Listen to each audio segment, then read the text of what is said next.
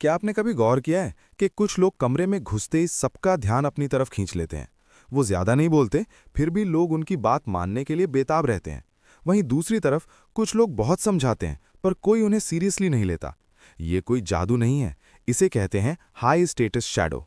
आज मैं तुम्हें 5 ऐसी गहरी साइकोलॉजिकल ट्रिक्स बताऊंगा जो तुम्हें एक आम इंसान से एक मैग्नेटिक पर्सनालिटी में बदल देंगी। अगर तुम अंत तक रुकते हो तो मैं तुम्हें वो 1 सेंटेंस बताऊंगा जो किसी भी बहस को तुरंत खत्म कर सकता है। Point number 1, slow speech authority. Psychology कहती है कि जब तुम बहुत तेज बोलते हो तो तुम्हारा दिमाग ये सिग्नल देता है कि तुम्हें डर है कि कोई तुम्हें बीच में टोक देगा। लेकिन जब तुम रुक रुक कर और धीरे बोलते हो तो तुम ये दिखाते हो कि तुम्हारी बात की वैल्यू है।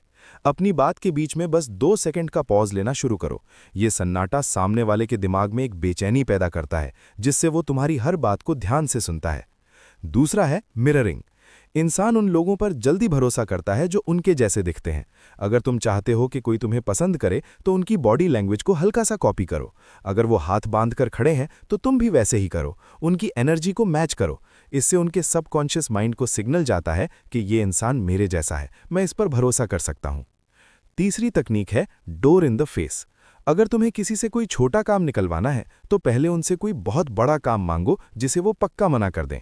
जब वो मना कर दें तो थोड़ा मायूस होकर अपनी छोटी डिमांड सामने रखो। इंसान को मना करने के बाद एक अनजाना गिल्ट महसूस होता है और इसी गिल्ट की वजह से वो आपकी दूसरी बात आसानी से मान लेते हैं।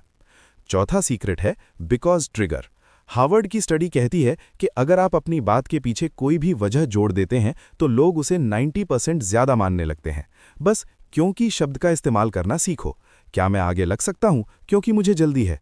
सिर्फ क्योंकि बोलते ही सामने वाले का दिमाग लॉजिक सोचना बंद कर देता है और आपकी बात मान लेता है।